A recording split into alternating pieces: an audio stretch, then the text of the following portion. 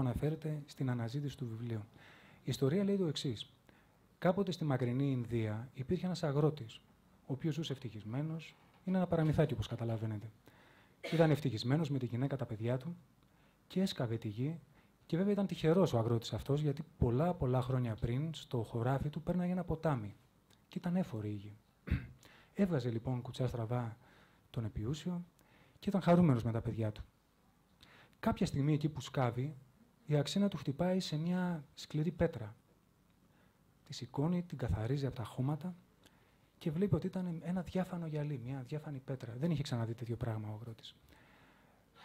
Του άρεσε γιατί χτύπαγε ο ήλιος και όλα τα χρώματα της ήριδος καθρεφτιζόταν μέσα σε αυτή την πέτρα και το πήρε σπίτι του λοιπόν αυτό το πετραδάκι να παίζουν τα παιδιά του. Τα παιδιά του χάρηκαν, έπαιξαν με αυτό το πετραδάκι κάποια χρόνια και όπως γίνεται συνήθως με τα παιδιά, το ξέχασαν, το άφησαν σε μία άκρη του σπιτιού και το ξέχασε και ο αγρότης, το ξέχασαν και τα παιδιά.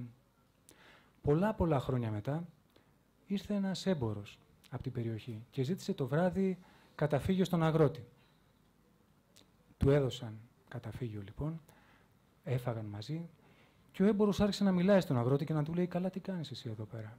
Σε ένα ποτάμι 5-6 μέρες δρόμο μακριά υπάρχουν διαμάντια και πηγαίνουν οι άνθρωποι και σκάβουν, βρίσκουν διαμάντια, γίνονται πλούσιοι και εσύ κάθεσαι εδώ πέρα και σκάβεις τη γη».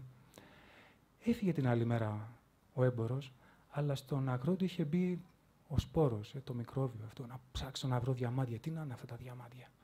Επομένως, ταλαιπωρήθηκε όλη τη νύχτα, δεν μπόρεσε να κοιμηθεί και το πρωί λέει στη γυναίκα του: «Γυναίκα, φεύγω». «Πού πας ρε άντρα μου?» «Πάω να βρω διαμάντια». Φεύγει λοιπόν, 5-6 μέρες δρόμο πορεία, φτάνει στο ποτάμι. Πολλοί άνθρωποι εκεί, όλοι ψάχναν για διαμάντια. Οι περισσότεροι ψάχνουν για διαμάντια, ψάχνουν για το κρυμμένο θησαυρό.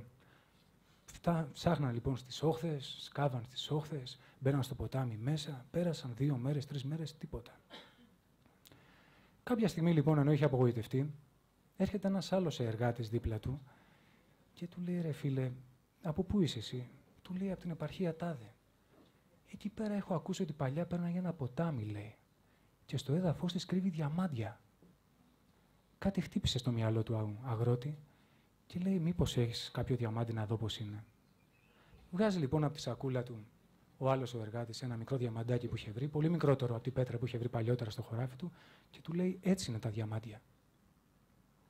Κατευθείαν λοιπόν τα παρατάει όλα ο αγρότης, φεύγει την άλλη μέρα για το σπίτι του, εκεί που πάντα υπήρχε κρυμμένος ο θησαυρός. Ο θησαυρός υπάρχει πάντα κρυμμένος μέσα μας. Αυτή η κίνηση επιστροφής λοιπόν, αυτό το να γυρίσουμε λίγο και πίσω στον εαυτό μας, ωραία είναι όλα τα καθημερινά ζητήματα και ο μόχθος για τη ζωή, και έτσι δεν μπορεί να γίνει αλλιώς, έτσι πρέπει να ζήσουμε. Αλλά παράλληλα ή ταυτοχρόνως με αυτό λοιπόν, η κίνηση επιστροφής στον εαυτό μας και το πώς μπορεί να γίνει αυτό, είναι το θέμα ουσιαστικά του βιβλίου.